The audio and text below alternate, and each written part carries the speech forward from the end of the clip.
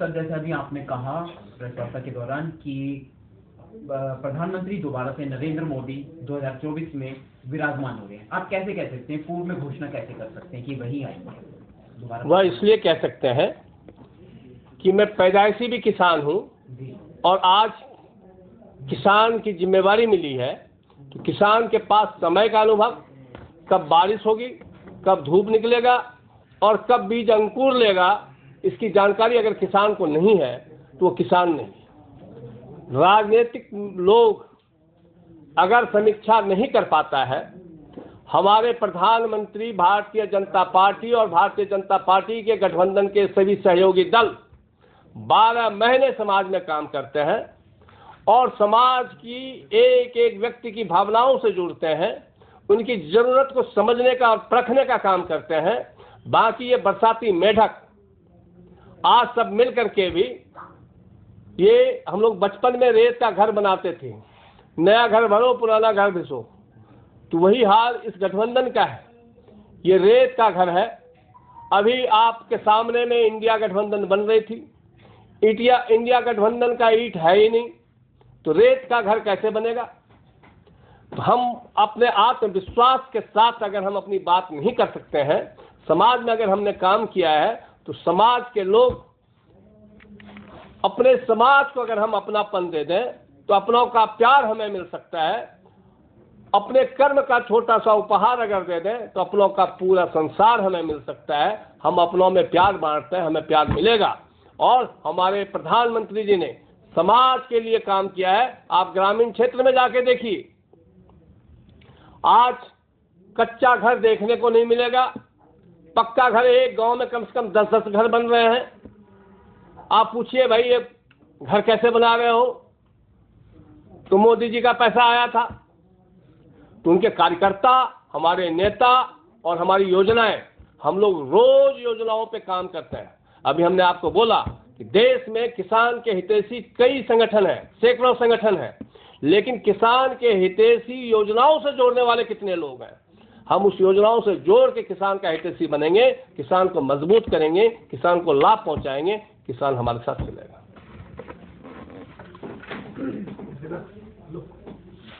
Sir, जैसा कि आपने कहा कि प्रधानमंत्री को 2024 में मोदी जी का बनना ही निश्चित है। अगर बात करें चंडीगढ़ मेयर चुनाव की, तो बताया गया कि उसमें मेयर के चुनाव में वोटों का बहुत बड़ा घोटाला सामने आया, जो कि ऑन कैमरा सब कुछ जो है वो वायरल हुआ। इसी के विरोध में आम आदमी पार्टी ने बहुत बड़ा आंदोलन रखा। आईटी ऑफिस से भाजपा के कार्यालय तक उन्होंने कूच की और उन्होंने प्रूफ के साथ दिखाया कि वहाँ वोटों का किस तरह से घोटाला किया जा रहा था। तो सर, इस बारे में आपका क्या कहना है? आम आदमी पार्टी का आरोप किसने लगाया? आम आदमी पार्टी ने। आम आदमी पार्टी का जन्म कहाँ से हुआ? घोटालों से मुक्ति दिलाने के नाम पर।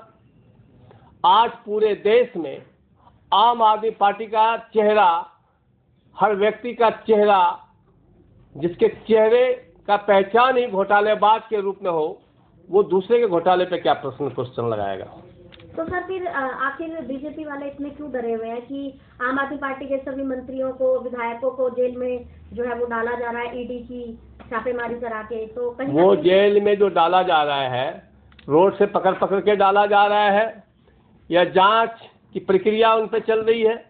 जांच की प्रक्रिया में वो दोषी पाए जा रहे हैं या जांच की प्रक्रिया से वो बच रहे हैं? इस देश का जो संविधान है, उस संविधान के तहत जितनी भी एजेंसियां आज जांच एजेंसियां हैं, वो सभी जांच एजेंसियां जांच के लिए अगर आपको बुला रही हैं तो आप जाने से क्यों डर रहे हैं? हमारे प्रधानमंत्री जी डर रहे हैं या चोर डर रहे हैं, घोटालेबाज डर रहे हैं? तो जो डर रहे हैं, जिसने जनता को लूटने का आदत पड़ गई है, वह लूट बंद हो गई है और वह लूट जब बंद होगा तो बौखलाहट मचेगी और बौखलाहट उसमें मचेगा जो अपराधी हैं, जो भ्रष्टाचारी हैं। सर, जिस तरह से आपने हमेशा समाज हित में काम किए, समाज के हित के लिए आपने आवाज भी उठाई, तो क्या आप 2024 में जो सरकार बनने जा रही है, जैसा कि आपने कहा मोदी जी आएंगे, तो क्या आप कुछ नई चीजें समाज हित के लिए लेकर आएंगे जिसमें कि लोगों का भला हो सके, जो अभी तक भी परेशान? समाज पूर्ण रूप से परिपक्व है। समाज ने देखा है, परखा है, जांचा है, और उस जांच में हमारे देश के प्रधानमंत्री जी मोदी के बराबर में आज एक भी चेहरा किसी भी पार्टी का किसी भी राज्य में नहीं है। उसका कारण क्या है? लोगों का विश्वास अकेले मोदी ने पूरे देश का हासिल किया है, और ये सारे चोर मिलकर के भी एक गठबंधन में नहीं रह पाते हैं। ये सभी तलाकशुदा आपस में मिले हैं, तो तलाकशुदा घर कैसे बसाएगा? वो गृहस्थी कैसे चलाएगा? सर, जैसे कि अभी किसानों पर ज्यादा जोर देकर बात रखी गई है आज के प्रेस वार्ता में, मोदी जी किसान हितैषी बन गए आपकी बातों के अनुसार। मोदी जी देश में किसानों का भला कर रहे हैं, लेकिन जो अभी इतना जन आंदोलन हुआ था, बहुत बड़ा आंदोलन हुआ था सिंह बॉर्डर पे, गाजीपुर बॉर्डर पे किसानों का, तो क्या कहेंगे? वह आंदोलन किन लोगों ने किया था? किसानों ने किया, देश की आम जनता ने नहीं किया था जी, वो किसानों ने किया था। किसानों में भी कुछ लोग, जैसे मैं राष्ट्रीय लोक जनशक्ति पार्टी का किसान मोर्चा का अध्यक्ष हूँ। निश्चित रूप से हम अपनी पार्टी, अपने नेता और हमारे जो जिस गठबंधन में हैं हम उसकी बात करेंगे। विपक्ष ने कुछ नेताओं को बहला के, फुसला के, गुमराह करके लोगों के बीच में उतारने का प्रयास किया और 2019 के चुनाव को प्रभावित करने का प्रयास किया। अगर देश किसान हितैषी नहीं मानते, देश हितैषी नहीं मानते, तो 2019 में आशीर्वाद के रूप में नरेंद्र मोदी जी पुनः प्रधानमंत्री नहीं बनते। दोबारा बना और पुनः फिर 2024 में बनेगा। इसका मतलब है कि देश का किसान, मजदूर, नौजवान सभी प्रधानमंत्री जी के साथ हैं। और एक व्यक्ति एक गांव में गजराज महाराज जी आ गए, तो गांव के सभी नौजवान, बूढ़े, बच्चे सब हाथ जोड़ करके प्रणाम करने लग गए उनको कि गजराज महाराज जी आए हैं, इनको प्रणाम करो। तो गांव के कुत्ते जितने थे वो सब भौंकने लग गए। तो लोगों ने पूछा कि भाई हाथी के सामने तुम आके भौंक नहीं रहे हो, और तुम्हारा मुकाबला क्या जो हाथी के सामने तुम भौंको? तो लोगों ने बोला कि मुझे हाथी से कोई इतराज नहीं है, इतराज इस बात से है कि पूरा गांव उनके आगे हाथ जोड़ के क्यों खड़ा है। तो आज विरोधी की औकात नहीं है कि नरेंद्र मोदी जी के ऊपर कोई आरोप लगा करके जन आक्रोश जताए। वह अपने भ्रष्टाचार को छिपाने में लगे हैं, अपने अपराध को छिपाने में लगे हैं। तो वह व्यक्ति हमारे देश के प्रधानमंत्री, जो यशस्वी प्रधानमंत्री जी हैं, जो सबका साथ, सबका विकास लेकर के साथ चलने वाले लोग हैं, उनके सामने कैसे टिक सकते हैं? देशवासियों को क्या संदेश देना चाहेंगे? देशवासियों को एक संदेश हम देना चाहेंगे कि हमारे देश के प्रधानमंत्री जी अन्नदाता का कल्याण, पीएम किसान सम्मान योजना के तहत किसानों के करोड़ों किसानों को वित्तीय सहायता प्रदान की जो लाभ देने जा रही है, उस लाभ से किसान को जुड़ना चाहिए। और भी किसान के हित में बहुत सारी योजनाएं हमारे देश के प्रधानमंत्री जी लाए हैं।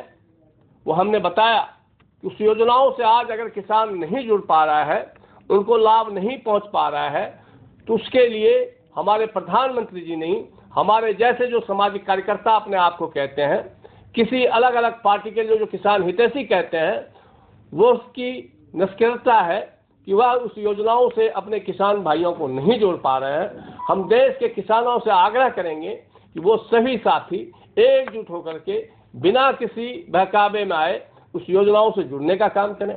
इसमें किसान भाई, हमारे कुछ पढ़े लिखे किसान भाई भी हैं, उनसे भी हमारा आग्रह होगा कि आपके साथ जो किसानी करते हैं, उनको उस योजनाओं की अगर जानकारी नहीं है तो उस योजनाओं के बारे में उन्हें बताएं, उस योजनाओं से उन्हें जोड़ें और उस योजना का जितना लाभ हो सके, पंचायती राज के माध्यम से भी किसानों को बहुत सारी योजनाएं दी जा रही है, सहकारिता के विभाग से भी किसानों के लिए बहुत सारी योजनाएं हैं।